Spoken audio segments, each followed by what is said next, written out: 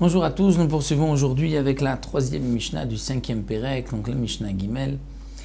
Donc comme nous avons vu au début du Pérec, de quoi une bête peut sortir et quoi une bête ne peut pas sortir, puisque nous avons l'obligation de laisser notre bête se reposer pendant Shabbat, et une bête ne peut pas porter et sortir d'un domaine à un autre pendant Shabbat, parce que sinon il n'y a pas eu de Shvita et ne s'est pas reposé, et donc c'est le propriétaire qui a transgressé Shabbat. Notre Mishnah ici nous enseigne Bame Enayotza. Avec quoi la bête Ma Enayotza, elle ne peut pas sortir? Qu'est-ce qui est considéré comme un poids?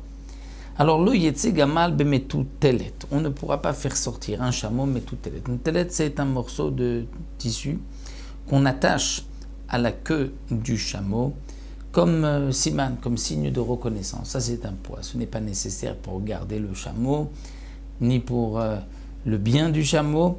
Donc c'est un poids. Si on laisse le chameau donc, sortir, se déplacer d'un domaine à l'autre ou faire 4 pas dans le Reshut Rabim, nous transgressons même Shabbat. De même, l'eau à coude, le chameau ne pourra pas sortir à coude. À coude, c'est lorsque on attachait les mains et les pieds avec des chaînes pour ne pas que le chameau puisse s'enfuir, puisse courir. Ça, c'est un poids pour la bête. De même, l'eau ragoul. Ragoul, c'est lorsque on attachait la patte du chameau sur elle-même, dire le bras sur l'avant-bras.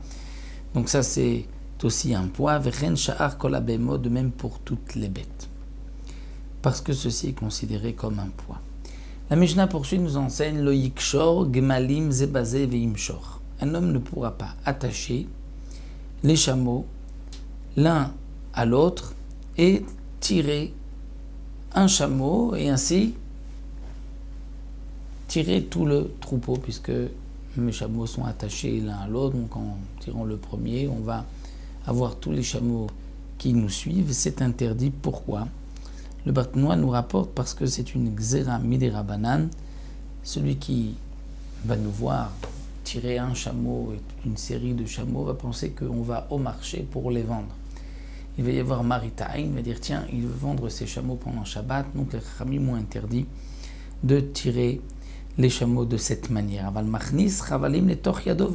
on pourra prendre plusieurs cordes, c'est-à-dire cordes de plusieurs chameaux en même temps, donc pas les attacher l'un à l'autre, mais prendre même 10 cordes de chameaux qui rattachent les chameaux dans la main et tirer les 10 chameaux en même temps. Là, il n'y a pas d'interdiction, à condition bien sûr que, comme nous l'avons déjà mentionné, lorsque l'on porte une laisse pendant Shabbat, on a le droit de porter dans le Reshut Rabim une laisse. Ça ne s'appelle pas la porter puisqu'elle est rattachée au chien, mais à condition qu'on ne laisse pas un téphar sortir de la main, c'est-à-dire l'équivalent à peu près de 10 cm.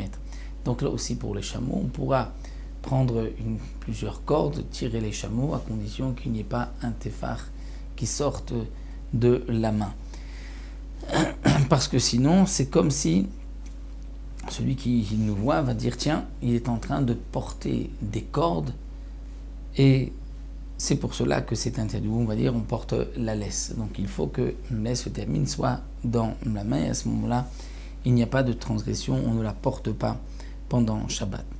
Mais la Mishnah termine et précise ou bilvat shelo yichor, mais à condition faire attention de ne pas enrouler ces cordes autour de la main. Quel est le problème? Ce n'est pas par rapport à Shabbat, c'est par rapport à un din de kilaim, c'est-à-dire que dans le cas où il y a des cordes de laine et des cordes de lin, et comme nous savons, on ne peut pas à cause du shatnez mélanger le lin et la laine et se réchauffer avec, c'est-à-dire s'habiller avec.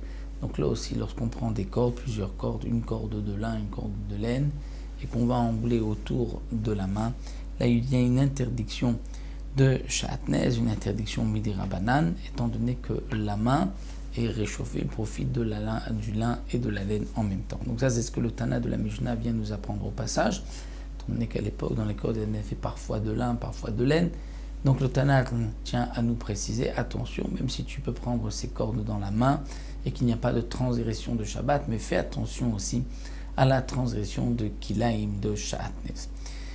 Aussi donc cette troisième Mishnah, on verra encore une dernière Mishnah concernant ces halachot, mais avec quoi la bête peut sortir, avec quoi elle ne peut pas sortir. Ensuite, on verra, mais Isha Yotza, avec quoi une femme, un homme peut sortir pendant Shabbat, qu'est-ce qui est considéré comme un habit, qu'est-ce qui est considéré comme un poids, qu'est-ce qui est considéré comme un bijou. Ça, nous le verrons dans les Mishnayot qui suivent.